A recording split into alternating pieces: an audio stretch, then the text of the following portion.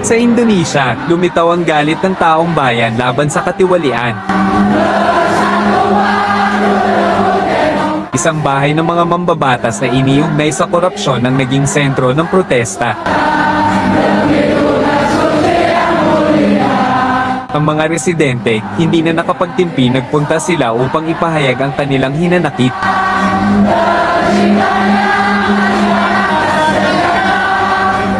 Ang kilos protesta ay sumisimbolo ng panawagan, hustisya at pananagutan.